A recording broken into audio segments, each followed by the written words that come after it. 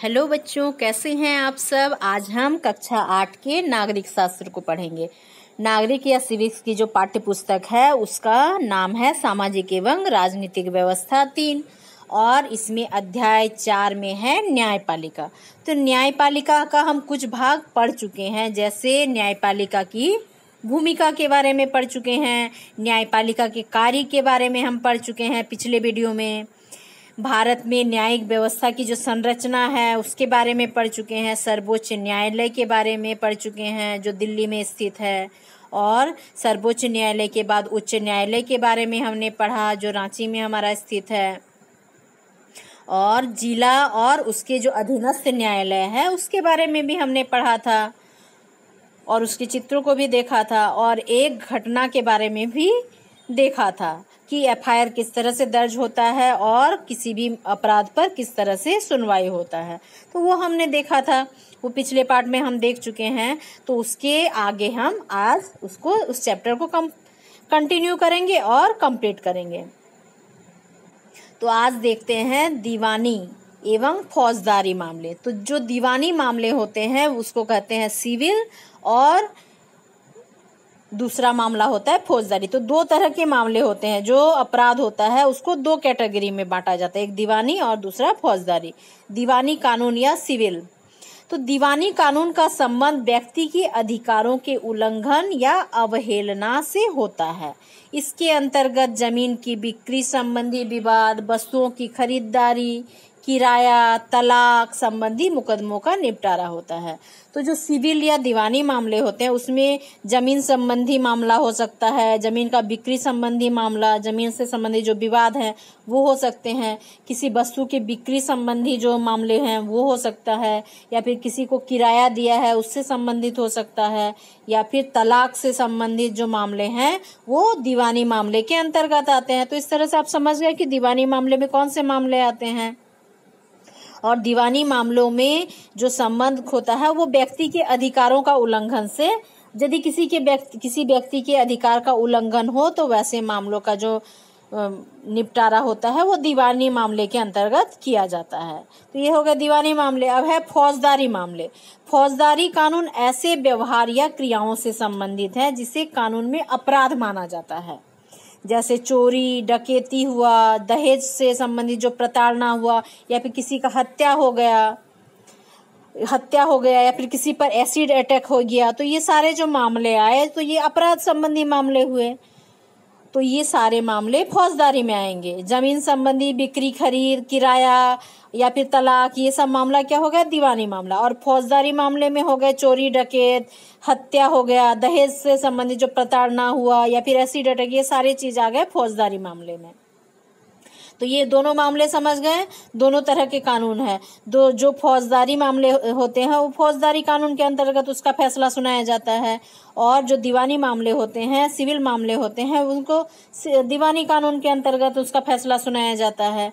अब देखिए कुछ गतिविधि है। निम्न स्थितियों में किस कानून के तहत अदालत फैसला सुना सकती है।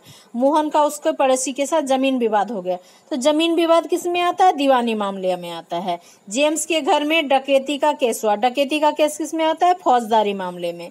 एक दुकानदार पर रूपाली के द्वारा नकली सामान खरीदने का आरोप, तो सामान खरीद बिक्री का किस में आता है, सिविल या दीवानी मामले में। रमीज के भाई की हत्या का मामला फौजदारी मामला, जो आपराधिक मामले हैं। तो इस तरह से आप इससे कंपेयर करके देख सकते हैं। तो आप समझ गए होंगे कि दीवानी मामला क्या है, फौजदारी मामला क्या है। अब है स्वतंत्र न्यायपालिका क्या होती है। तो हमारे संविधान में न्यायपालिका को पूरी तरह से स्वतंत्र रखा गया है। इसका मतलब यह है कि विधायिका और कार्यपालिका जैसे राज्य की अन्य शाखाएं न्यायपालिका के काम में दखल नहीं दे सकती है। तो जो विधायिका है, कार्यपालिका है, वो न्यायपालिका को किसी भी काम में दखल नहीं दे सकती है। वो न्यायपालिका जो है वो स्वतंत्र रूप से अपना कार्य कर सकती है। अदालतें विधायिका एवं कार्यपालिका के अधीन नहीं है। जो अदालतें हैं वो किसी भी विधायिका या कार्यपालिका के अधीन नहीं आते, और ना ही वे इन संस्थाओं के स्वार्थ के लिए काम कर सकते हैं। और न ही इनके जो निजी स्वार्थ के लिए कोई काम न्यायपालिका कर सकता है। न्यायपालिका की स्वतंत्रता को दुरुस्त रखने के लिए यह भी महत्वपूर्ण है कि उच्च न्यायालय और सर्वोच्च न्यायालय के सभी न्यायाधीशों की नियुक्ति कार्यपालिका के द्वारा तो होती है, लेकिन बाद में उन पर ठीक है, तो न्यायपालिका जो है उसको स्वतंत्र रखने के लिए, उसको और ज्यादा, उसकी स्वतंत्रता को और ज्यादा दुरुस्त रखने के लिए क्या किया गया है, उच्च न्यायालय और सर्वोच्च न्यायालय के जो न्यायाधीश होते हैं तो उसकी नियुक्ति जो होती है वो कार्यपालिका के द्वारा होती है, लेकिन बाद में उन पर न्याय देने के संदर्भ में कार्यपालिका को कोई नियंत्रण नहीं होता है। कार्यपालिका उसका नियुक्ति तो करता है, लेकिन उसको न्याय देने के लिए कभी बाध्य नहीं कर सकता या फिर उसमें कोई रोक टोक नहीं कर सकता। इसलिए एक बार नियुक्त हो जाने के बाद किसी न्यायाधीश को हटाना बहुत मुश्किल होता है। इसलिए कोई न्यायाधीश यदि नियुक्त हो जाते हैं तो उनको हटाना आसान काम नहीं होता है। कार्यपालिका यदि चाहे तो उसको नहीं हटा सकती है। तो इस तरह से न्यायपालिका एक स्वतंत्र संस्था है जो किसी के अधीन नहीं है, वो स्वतंत्र रूप से न्याय प्रदान कर सकती है। भारत का हर एक व्यक्ति न्यायालय की शरण में जा सकता है। भारत का कोई भी व्यक्ति, कोई भी नागरिक, चाहे वो अमीर हो या गरीब हो या फिर किसी भी तबके का हो, वो न्यायालय की शरण में जा सकता है यदि उसके अधिकारों का हनन हो। संविधान में प्रत्येक व्यक्ति को अदालत से न्याय मांगने का अधिकार है और संविधान द्वारा ये अधिकार सभी नागरिकों को प्रदान है कि वो अपने ऊपर यदि उसके मौलिक अधिकारों का यदि हनन हो तो वो संविधान के अनुसार वो न्यायपालिका की शरण में जा सकता है और अदालत से न्याय मांग सकता है। न्यायालय हमारे अधिकारों की रक्षा करता है। जो न्यायालय होते हैं वो हमारे अधिकारों की रक्षा के लिए ही होते हैं। अगर किसी व्यक्ति को ऐसा लगता है कि उसके मौलिक अधिकारों का उल्लंघन हो रहा है तो वह न्याय के लिए अदालत में जा सकता है। यदि किसी भी व्यक्ति को लगेगा कि उसके जो मौलिक अधिकार है, संविधान के द्वारा प्रदान जो 6 मौलिक अधिकार है, उसमें से यदि किसी भी मौलिक अधिकार का उसका हनन हो रहा है, उसको नहीं मिल रहा है, तो वो अदालत की शरण में जा सकता है और उसको न्याय दिलाना अदालत का काम है। न्यायालय की सुविधा सभी लोगों के लिए उपलब्ध है और जितने भी भारत के नागरिक हैं सभी के लिए न्यायालय की सुविधाएं उपलब्ध हैं। देखिए, निम्न मुद्दों से संबंधित आवेदन को जनहित याचिका के अंतर्गत रखा जाता है। तो जनहित याचिका क्या है, पहले हम वो देख लेते हैं। जनहित याचिका, पब्लिक इंटरेस्ट लिटिगेशन, ठीक है। तो ये पब्लिक इंटरेस्ट लिटिगेशन क्या है, जनहित याचिका। जनहित से जैसे ये शब्द से ही पता चल रहा है कि ऐसी याचिका जो जनता के हित में है। तो गरीब लोगों के लिए न्यायालय में जाना मुश्किल होता है क्योंकि न्यायालय का जो प्रक्रिया होता है काफी लंबा होता है और काफी खर्चीला होता है। तो गरीब लोगों के लिए वो थोड़ा कष्टप्रद हो जाता है। तो कानूनी जो प्रक्रिया है उसमें अधिक पैसे और कागजी कार्रवाई की आवश्यकता होती है। तो ये खर्चीला प्रोसेस हो जाता है जो कानूनी प्रक्रिया होता है। डेट पर डेट मिलते रहते हैं, उसको आने जाने में खर्च, वकील का खर्च, काफी कुछ खर्चा होता है और उसमें समय भी काफी लगता है। तो न्याय मिलने में जो समय लगता है वो काफी लंबा चलता है। ऐसा व्यक्ति जो पढ़ा लिखा ना हो और उसका पूरा परिवार दैनिक मजदूरी से चलता हो, उसे न्यायालय जाने और न्याय पाने की उम्मीद में काफी कठिनाइयों का सामना करना पड़ता है। यदि कोई ऐसा व्यक्ति है जो दैनिक मजदूरी करता है, रोज काम करता है, तभी उसका घर चलता है, उसका परिवार चलता है और वो पढ़ा लिखा भी नहीं है, तो उसको क्या होता है, न्यायालय का चक्कर काटने में और उससे वो न्याय पाने में काफी कठिनाई का सामना करना होता है।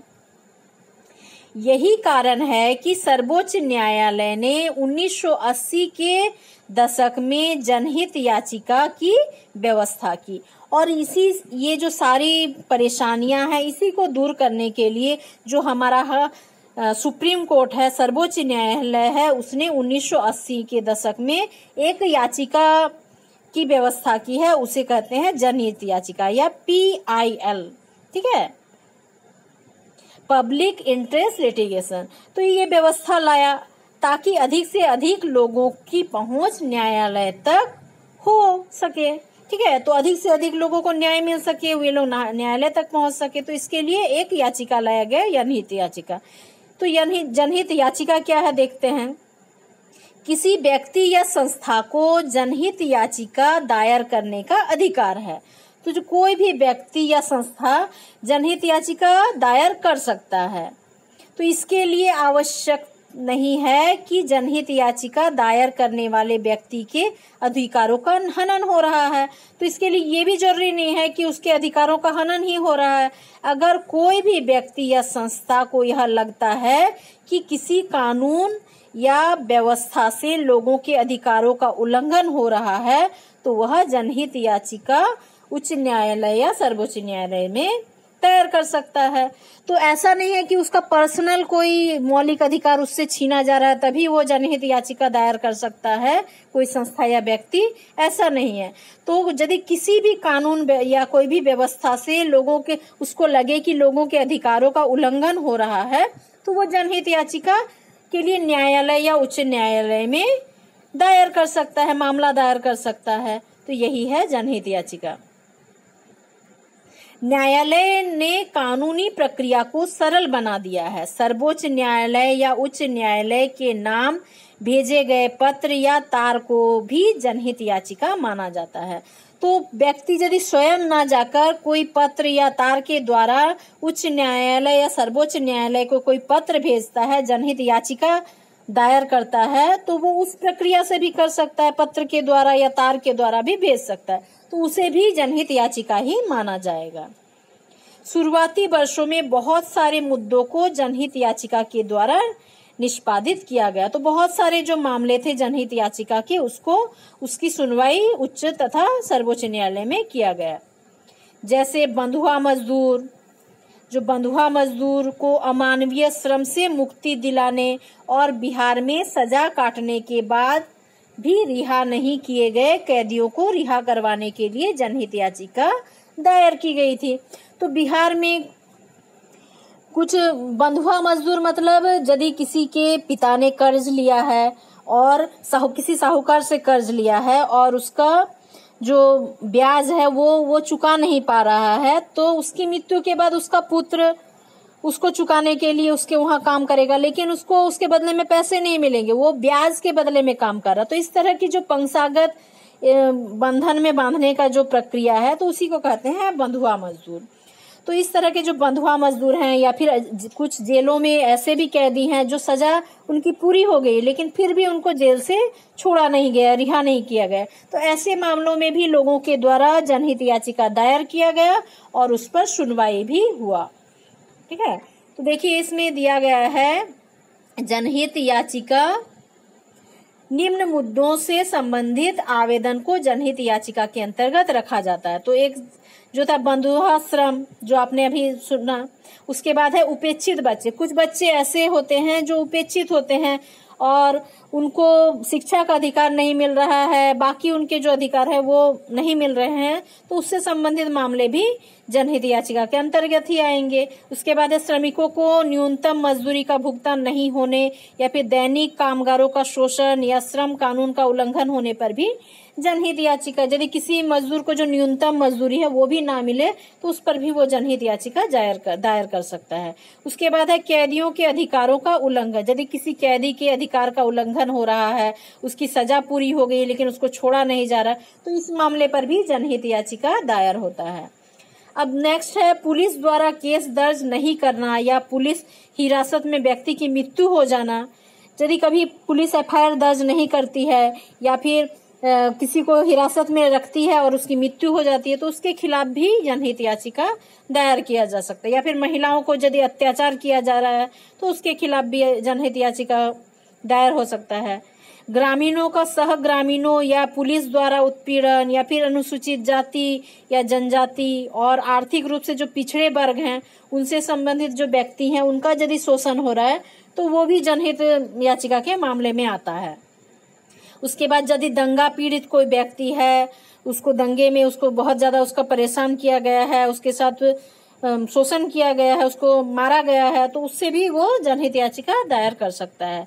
पारिवारिक जो पेंशन है उसमें यदि नहीं मिल रहा है तो उसको वो जनहित याचिका में कर सकता है। उसके बाद नेक्स्ट है कि पर्यावरण प्रदूषण की जो परिस्थिति है, पर्यावरण का प्रदूषण कोई कर रहा है, या फिर संतुलन में बाधा हो रहा है, या फिर दवाइयों में मिलावट हो रही है, खाद्य पदार्थों में मिलावट हो रही है, या फिर जो हमारे सांस्कृतिक धरोहर है, विरासत और संस्कृति है, उसको कोई नुकसान पहुंचा रहा है, या फिर जो प्राचीन वस्तुएं हैं उनको नुकसान कोई पहुंचा रहा है, या फिर हमारे जो जंगल हैं, जंगल में रहने वाले जीव जंतु हैं, उनके संरक्षण के लिए भी जनहित याचिका दायर किया जा सकता है। तो ये सारे चीज आपको जानने चाहिए ताकि आप इससे दूसरे की भी मदद कर सकते हैं और आप अपनी भी मदद कर सकते हैं। कभी जैसे यदि ऐसा मामला आया तो आप भी अदालत की शरण में जा सकते हैं, जनहित याचिका को दायर कर सकते हैं कोर्ट में। लेकिन इसके लिए जानकारी होना आवश्यक है, इसके लिए आपको सीखना और जागरूक होना भी जरूरत है, इसलिए ये चीजों की जानकारी आपको होनी चाहिए। अब देखिए, क्या आप जानते हैं कि सरकारी और सरकारी सहायता प्राप्त स्कूलों में बच्चों को मिलने वाला दोपहर का जो भोजन मिलता है स्कूल में, उसको मिड डे मील कहते हैं, कि व्यवस्था भी क्या है, जनहित याचिका के फलस्वरूप ही हुई है। तो किसी ने जनहित याचिका दायर किया था इसके खिलाफ, इसके लिए कि स्कूलों में बच्चों को भोजन मिलना चाहिए, तो इसी के परिणाम स्वरूप भोजन मिलना शुरू हुआ है। नीचे दिए गए चित्रों को देखिए और उससे संबंधित बातों को भी पढ़िए। तो देखिए चित्र का में क्या दिख रहा है, देखिए पशु क्या है, यहाँ सूख गया है पूरा खेत और पशु भी मर रहा है, और ये क्या है, मजदूर बोरा को ढो के ले जा रहा है। और यहाँ पे चित्र ग में दिख रहा है ना, महिलाएं किसी मीटिंग में हैं, और चित्र घ में क्या दिख रहा है, एमडीएम दिखा रहा है, स्कूल में भोजन कर रहे हैं बच्चे। तो चित्र 1 में क्या दिखाया है, ये जो चित्र है 1 में, तो उसमें दिखा है कि वर्ष 2001 में राजस्थान और उड़ीसा में सूखा की वजह से लाखों लोगों के सामने भोजन की भारी अभाव पैदा हो गया था, जो चित्र 1 में दिख रहा है। चित्र ख में दिख रहा है कि सरकारी गोदामों से अनाजों से भरे पड़े थे, बहुत सारा गेहूं चूहों की भेंट चढ़ गया था, और गोदामों में जो गेहूं रखे थे उसको चूहे खा रहे थे।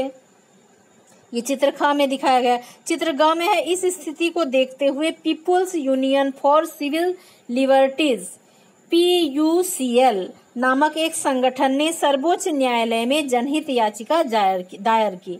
इस याचिका में कहा गया कि भोजन का अधिकार संविधान के अनुच्छेद 21 में वर्णित जीवन के मौलिक अधिकारों में शामिल है। राज्यों के संसाधन कम होने के कारण भोजन की जो उपलब्ध कराने में अपनी समर्थता व्यक्त की थी। राज्यों ने कि हमारे यहाँ संसाधन कम है, इसलिए हम भोजन उपलब्ध नहीं करा सकते हैं। तो सर्वोच्च न्यायालय ने राज्य की दलील को खारिज करते हुए आदेश दिया कि यह राज्यों का दायित्व बनता है कि वह सभी लोगों तक भोजन उपलब्ध कराना सुनिश्चित करे। तो राज्यों ने कहा कि हमारे पास संसाधन कम है, लेकिन इसको जो राज्यों के न्यायालय है उन्होंने इसको खारिज कर दिया और उसने ऑर्डर दिया कि सभी लोगों को भोजन उपलब्ध कराया जाए, जैसा चित्रगांव में दिख रहा है। ठीक है, और यहाँ क्या दिख रहा है, ख में सरकारी गोदाम में अन्न भरा है लेकिन लोग भूखे मर रहे हैं अकाल के कारण। और चित्र ख में दिखाया गया है, सर्वोच्च न्यायालय ने सरकार को रोजगार पैदा करने, राशन के सरकारी दुकानों के जरिए सस्ते दर पर भोजन उपलब्ध कराने और स्कूलों में दोपहर का भोजन व्यवस्था करने का आदेश दिया है। तो सर्वोच्च न्यायालय ने क्या आदेश दिया कि रोजगार उत्पन्न कीजिए, राशन के लिए सरकारी दुकान के जरिए सस्ते दाम पर अनाज उपलब्ध कराइए, स्कूलों में भोजन की व्यवस्था करिए। तो ये सारे आदेश सर्वोच्च न्यायालय द्वारा जनहित याचिका के बाद दिया गया। न्यायालय ने सरकारी योजनाओं के क्रियान्वयन के बारे में रिपोर्ट देने के लिए 2 खाद्य आयुक्तों की भी नियुक्त की, ताकि वे सरकारी योजनाओं के बारे में जानकारी न्यायालय को दे सकें।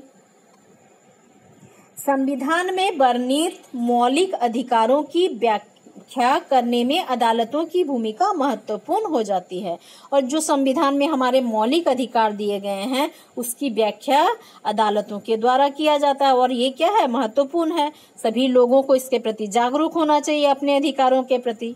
ऊपर के उदाहरणों में हमने देखा कि सर्वोच्च न्यायालय ने संविधान के अनुच्छेद 21 की व्याख्या करने के बाद ही यह कहा कि जीवन के अधिकार में भोजन का अधिकार भी शामिल है। तो संविधान का जो अनुच्छेद 21 है उसमें वर्णन है कि सभी लोगों को भोजन का अधिकार है।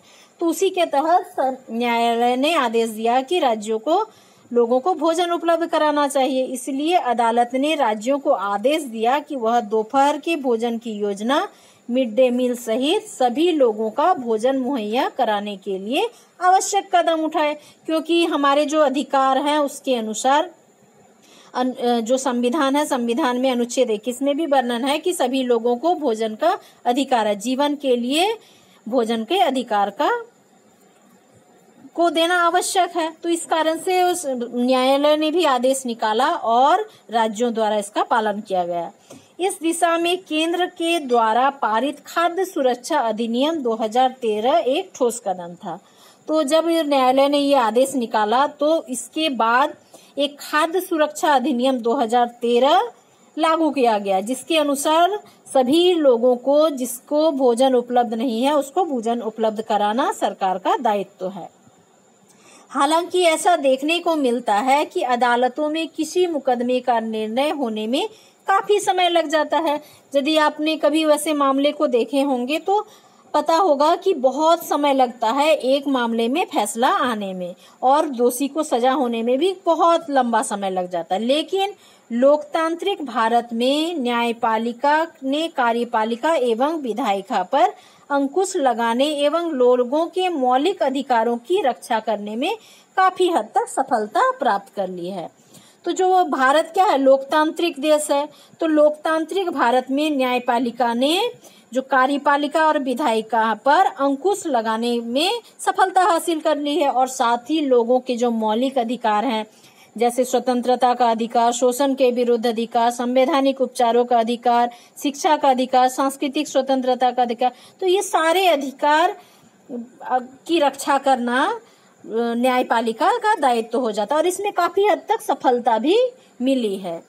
हो सकता है कि न्याय मिलने में देरी हो, लेकिन न्याय जरूर मिलता है। तो इस तरह से आप इसको अच्छे से समझेंगे ताकि आप अपने जीवन में भी इसको अपना सकें।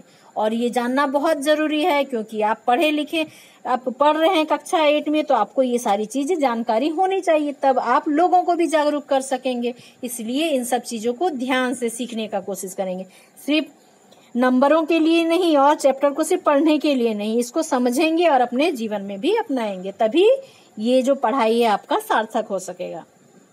अब देखिए यहाँ जानने योग्य शब्द हैं जैसे न्यायपालिका, जुडिशियरी, संविधान, कॉन्स्टिट्यूशन, अपराध, क्राइम, मुआवजा, कंपेंसेशन, नियुक्ति, अपॉइंटमेंट, दीवानी कानून, सिविल लॉ, फौजदारी कानून, क्रिमिनल लॉ।